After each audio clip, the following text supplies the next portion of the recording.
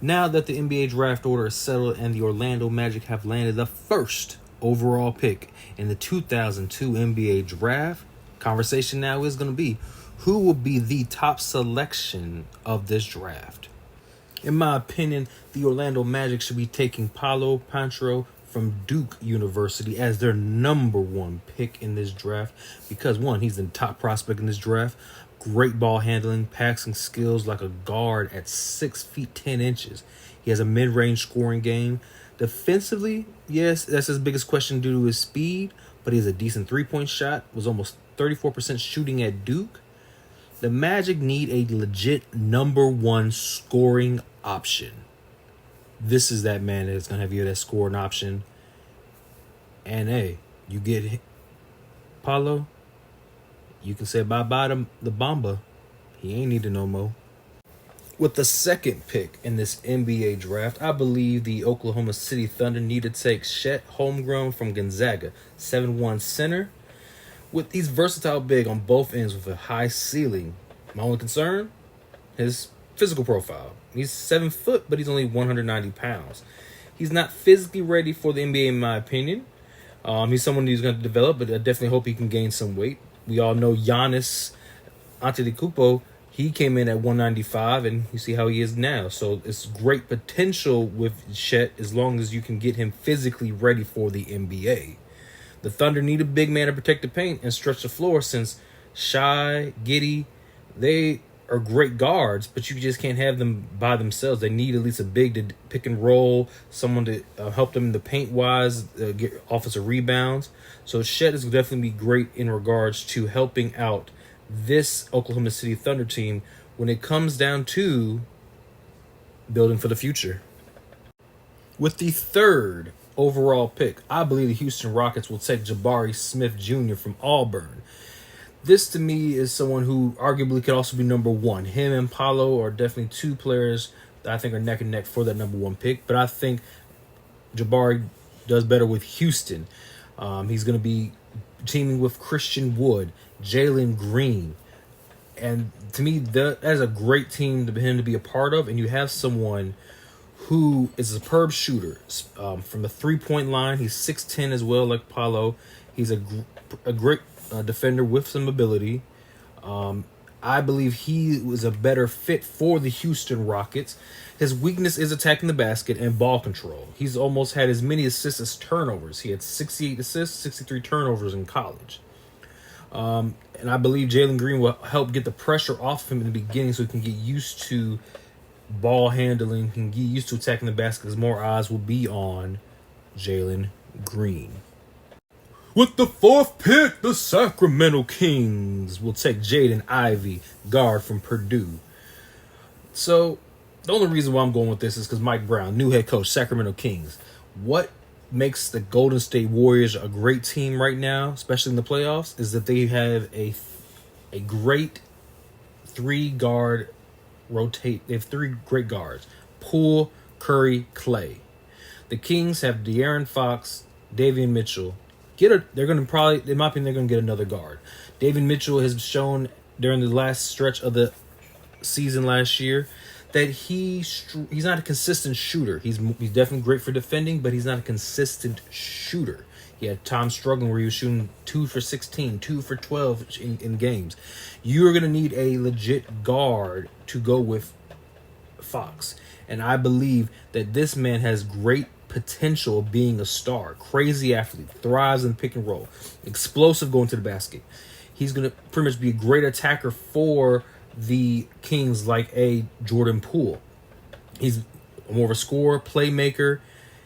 He can also have potential to be a great distributor as the lead guard. He's going to have to prove on his shooting, and he's not a great defender, but I believe that's something he can learn over time. And like I said, his speed is his greatest strength. He improved his shooting three-point wise in college, going from 25 to 36%. So to me, it's gonna be very interesting if they do pick him, because that's a great three guards squad for a team that needs as much scoring and as much juice as possible in the near future.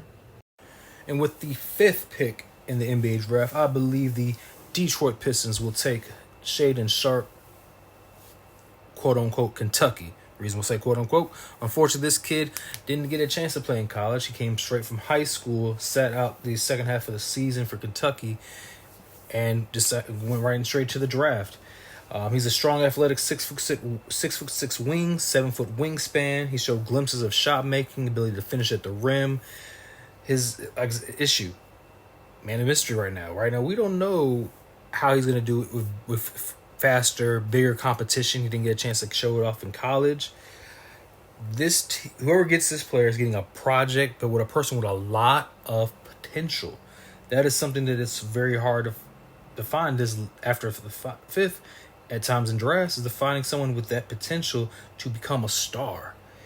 He's a wild card, and the fact that a lot of scouts are saying he's pretty much third when it comes down to ranking him with Ant and Jalen Green, but not that far behind them, is also testament for all the skills and the athletic ability that he has. So this is going to be very interesting, in my opinion, for the Detroit Pistons. With the 6th pick in the NBA draft, the Indiana Pacers, I believe, will get Keegan Murray. In my opinion, he's pretty much a great forward, one of the best scorers in the country. Definitely a late bloomer, but someone that I believe he's going to be able to score from all levels, from attacking the basket, mid-range, shooting threes. He's got a good size, good length. He's definitely going to be great for an Indiana team that's trying to rebuild and be able to. And they already have Tyrese Halliburton, and now you're giving them someone who's shot almost 40% shooting threes in college, and that's definitely someone who can help spread the floor for the Indiana Pacers, and that's going to be definitely needed for them for a rebuild. Ball handling skill issues was his biggest critique when he came down into college, especially come to tournament time. His weakness is going to be blowing by the defenders type of speed. He's more of a physical type of guard. So he's going to be someone who ain't scared of contact, but he's going to struggle when it comes down to facing guards who can actually be physical with him and also keep up with his speed. But you can see right here in the videos that he does have a great post moves for a forward as well, and that's going to be great for mismatches at times. So that's definitely great for the Indiana Pacers if they can get someone like Keegan Murray to help build around Halliburton, and if they keep Hields as well. With the 7th pick in the NBA draft, we got the Portland Trailblazers, and they're picking the boy Jalen Duren from Memphis. My only issue with Duren is the fact that he's definitely like a prospect when it comes to offensive game. He's a physical type of player. If you'll see here that he's pretty much a player who can attack the basket when need be off of pick and rolls. He's give you that physical presence when need be. It's just that his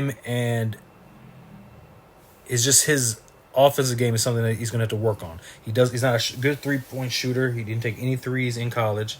If you look in this whole draft, he's the second youngest player right behind Shaden Sharp.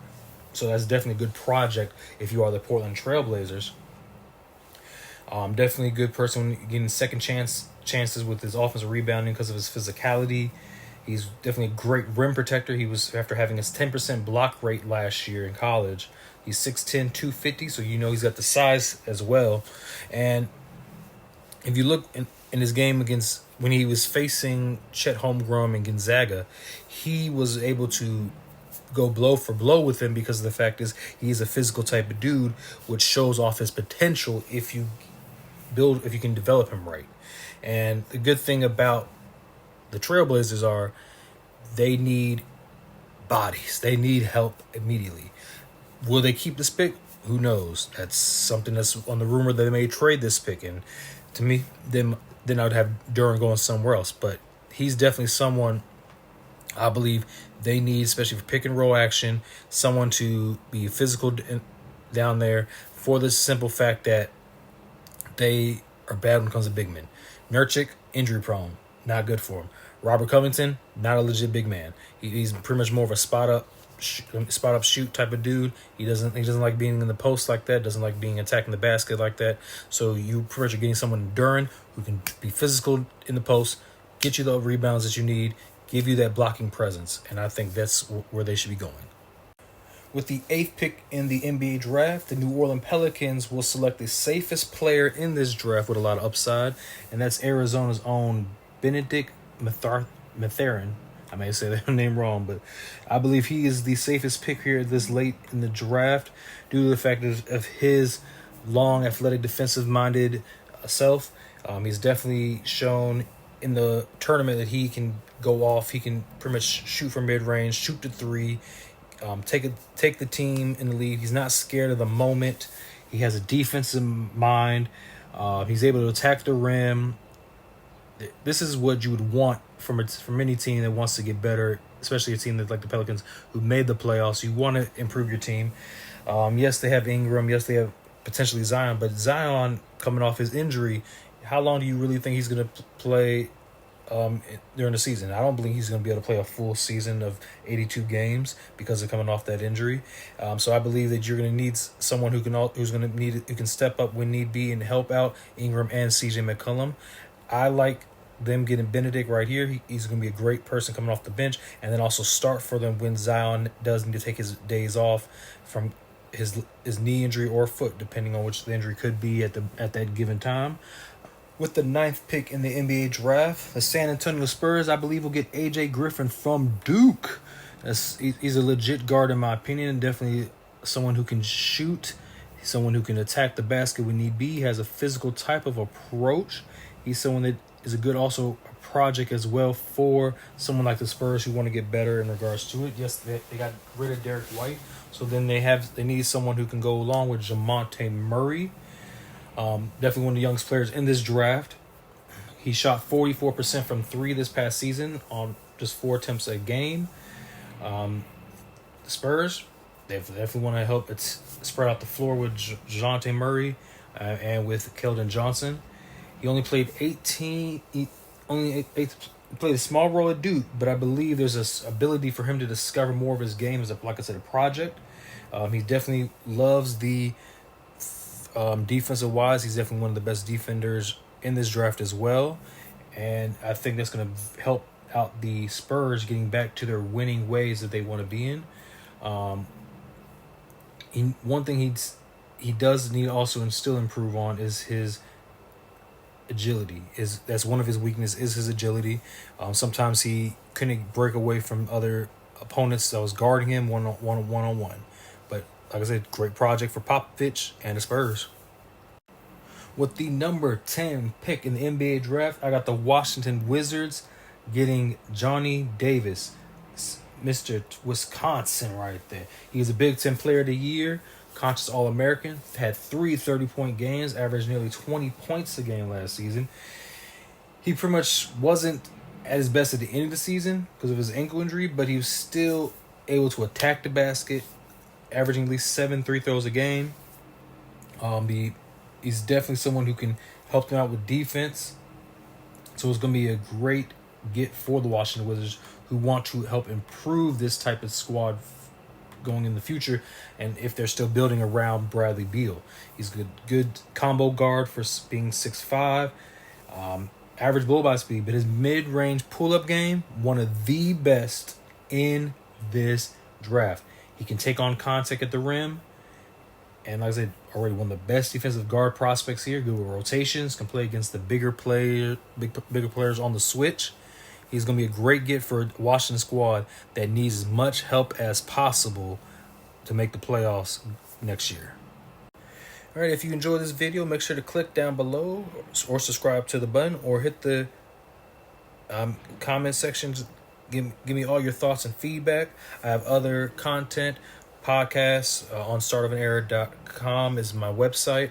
And like I said, just rate as well. Have a good one.